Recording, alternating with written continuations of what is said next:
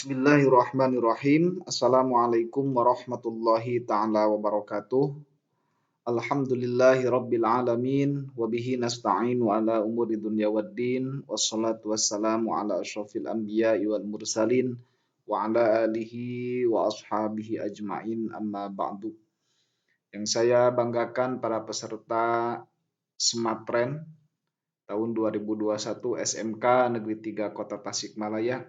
Alhamdulillah pada kesempatan ini kita masih bisa melaksanakan kegiatan belajar yang mana kegiatan belajar ini dikaitkan dengan kegiatan Ramadan atau yang disebut dengan Sematren. Mudah-mudahan apa yang kita lakukan, apa yang kita kerjakan khususnya di bulan Ramadan ini menjadi sebuah ibadah dan ibadah kita diterima oleh Allah Subhanahu wa taala. Amin ya Allah ya rabbal alamin. Para peserta Sematren yang berbahagia, untuk pertemuan kali ini kita akan membahas tentang ilmu fikih. Ilmu fikih itu adalah ilmu yang membahas atau mengetahui tentang ahkamus syariah, hukum-hukum syariat yang berdasarkan dalil tertentu, baik itu Al-Quran, hadis, qaul ulama, dan lain sebagainya. Adapun macam-macam ilmu fikih itu banyak.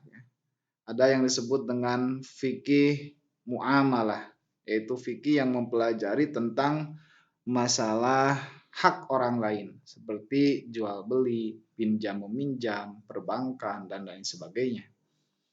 Ada juga fikih itu fikih munakahah, yaitu fikih ilmu fikih yang mempelajari tentang masalah pernikahan atau berkeluarga, hak zauj terhadap zaujah, hak zaujah terhadap zauj, dan lain sebagainya. Selanjutnya ada yang disebut dengan fikih jinayat, yaitu ilmu fikih yang mengetahui atau ilmu yang mengetahui tentang masalah pidana, tentang masalah hukum-hukum, sanksi, dan lain sebagainya. Itu terdapat dalam fikih jinayat. Lalu yang keempat yaitu ada fikih ubudiyah, yaitu fikih yang mempelajari tentang ilmu atau cara-cara ibadah seperti zakat, sholat, ibadah haji, dan puasa.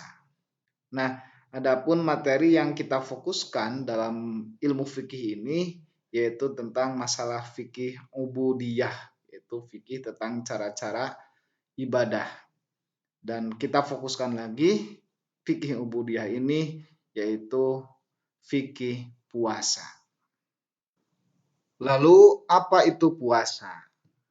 Nah, kita masuk ke dalam pengertian puasa. Pengertian puasa di sini dibagi menjadi dua. Ada yang puasa menurut bahasa, ada juga puasa menurut istilah. Puasa menurut bahasa berasal dari bahasa Arab yang diambil dari kalimat soma yasumu siyaman yang memiliki arti menahan. Jadi sesuatu yang menahan itu adalah puasa. Misalkan contoh ada seorang teman yang mengejek kita, lalu kita tidak membalas ejekan si teman yang mengejek. Maka itu adalah puasa. Puasa menurut bahasa. Artinya berarti menahan kesabaran.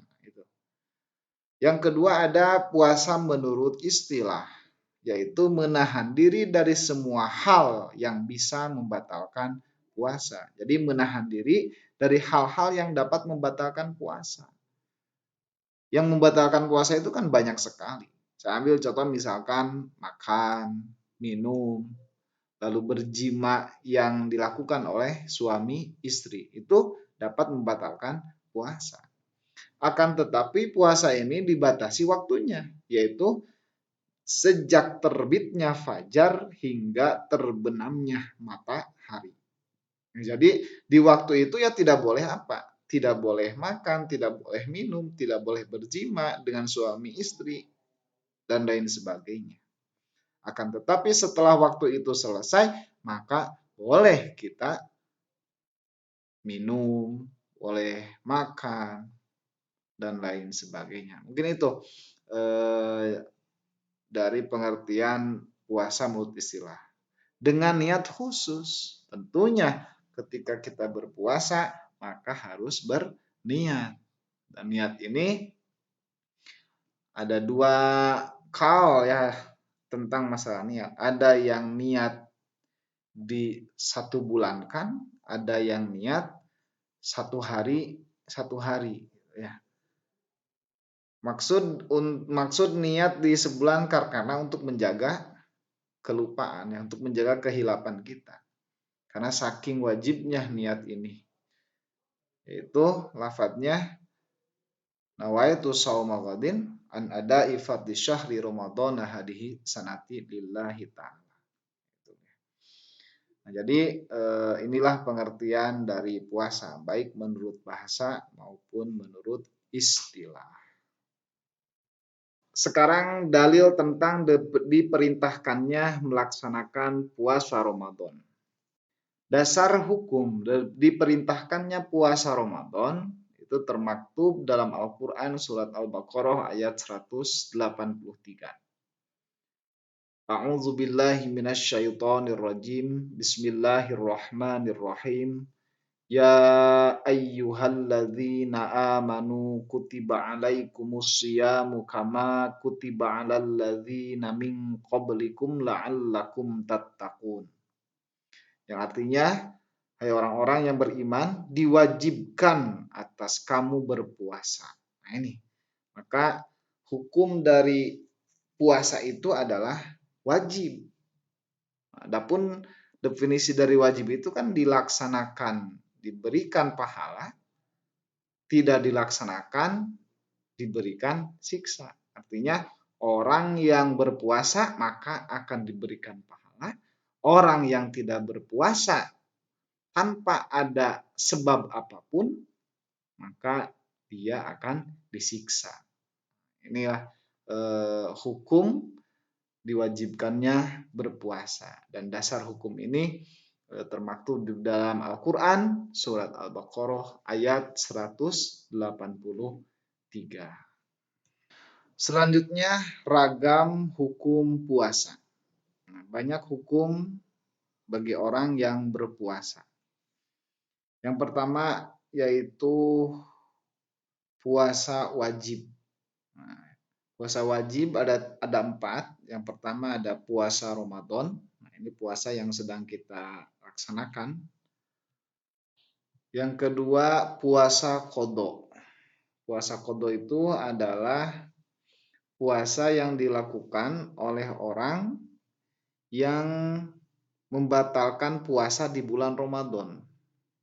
Seperti dikarenakan ada udzur, misalkan haid dan lain sebagainya. Itu harus qadha haid misalkan, atau orang yang sedang musafir itu kan dibolehkan membatalkan puasa di siang hari. Tapi setelah puasa Ramadan selesai maka kewajiban bagi orang yang membatalkan puasa itu maka disebut dengan puasa qadha. Yang ketiga ada puasa kafaroh atau sering kita sebut puasa kifarat. Puasa kifarat ini adalah puasa bagi orang yang melanggar. Melanggar apa? Melanggar ketentuan dalam puasa Ramadan. Misalkan hubungan suami istri di siang hari. Nah itu wajib setelah puasa Ramadan wajib melakukan puasa kafaroh ya, atau puasa kifarat, atau membatalkan puasa dengan sengaja. Nah, itu termasuk puasa kifarat. Namun ada ketentuan dalam melaksanakan puasa kifarat. Ini sangat puasa kifarat ini sangat berat sebetulnya. Tidak semudah puasa qadha. Puasa kafarah ini sangat berat sekali. Karena puasa kafarah ini adalah puasa untuk orang yang melanggar dalam aturan puasa Ramadan. Yang keempat ada puasa nadar. Ini ada puasa nadar. Nah, puasa nadar ini wajib dilakukan bagi orang yang berjanji dengan keinginannya. Misalkan ketika saya lulus nanti di SMK Negeri 3, maka saya akan berpuasa. Itu kan sebuah janji. Maka nanti ketika sahabat-sahabat sudah lulus di SMK Negeri 3, maka harus berpuasa. Ini wajib ya, puasa nadar. Jadi puasa yang wajib itu yaitu puasa Ramadan, puasa qadha, puasa kafarah, dan puasa nadar. Lalu kedua ada yang disebut dengan puasa sunnah. Ya, puasa sunnah. Puasa sunnah itu ya boleh dilakukan. Kalau dilakukan ini mendapatkan pahala. Kalau tidak dilakukan ya tidak apa-apa ya. Yaitu ada puasa yang disebut dengan puasa Daud. Puasa di tanggal 9, 10, 11 Muharram. Puasa 8 sampai 9 Zulhijjah. Nah, ini puasa 6 hari di bulan Syawal. Ketika nanti setelah setelah puasa Ramadan selesai, maka disunahkan untuk berpuasa 6 hari di bulan Syawal. Yang lima ada puasa tanggal 13 sampai 15 setiap Hijriyah. Jadi setiap bulan ini ada ya kesunahan setiap bulan, yaitu tanggal 13 sampai 15. Ada puasa bulan Sya'ban. Nah, kemarin kita akan ya, melaksanakan puasa Sya'ban, itu puasa sunnah. Ada puasa Senin Kemis. Nah, ini puasa Rasulullah ya, puasa Kanjeng Nabi Muhammad SAW. Beliau sering melakukan puasa Senin Kemis. Yang ketiga ada puasa makruh. Ini puasa makruh di sini ada 4, yaitu puasa Jumat, puasa Sabtu, puasa Jumat saja. Jadi puasanya hari Jumat saja. Puasa Sabtu, lalu puasa Ahad, puasa setiap hari sepanjang tahun. Jadi beberapa puluh tahun ya puasa, itu makruh, ya dimakruhkan. Di puasa makruh itu ya orang yang berpuasa hukumnya adalah sesuatu yang dianjurkan syariat. Sesuatu yang dianjurkan syariat apabila ditinggalkan ya dapat pujian, apabila tidak ditinggalkan atau dilaksanakan juga ya tidak berdosa. Artinya tidak apa-apa kita melaksanakan puasa makruh ini, tetapi tidak mendapatkan pahala, jadi sia-sia gitu ya puasanya.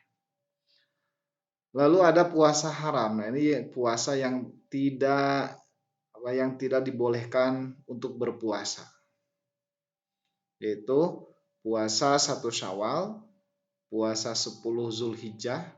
Ini puasa 1 Syawal nanti ketika berarti pas Idul Fitri, ya ini diharamkan ya. Haram untuk berpuasa. Puasa 10 Zulhijjah ini pas waktu Lebaran Idul Adha. Lalu puasa pada hari Tasyrik ini setelah Idul Adha. Puasa separuh terakhir di bulan Sya'ban, di tengah-tengah bulan Sya'ban, tanggal 16, 17, 18 ini tidak dibolehkan. Lalu puasa tanggal 30 Sya'ban. Ini diharamkan. Jadi ada 4 ragam hukum dalam berpuasa, yaitu puasa wajib, puasa sunnah, puasa makruh, dan puasa haram. Baik para peserta Sematren yang tetap semangat, mungkin itu yang dapat saya jelaskan pada pertemuan ini dalam ilmu fikih. Insya Allah nanti kita lanjut di pertemuan yang akan datang tentang fikih puasa. Saya harapkan sahabat-sahabat bisa berdiskusi ya setelah mendengarkan penjelasan ini supaya kita lebih paham tentang fikih puasa. Terima kasih. Mohon maaf apabila banyak kesalahan. Wallahul muwaffiq ila aqwamit thoriq. Wassalamualaikum warahmatullahi taala wabarakatuh.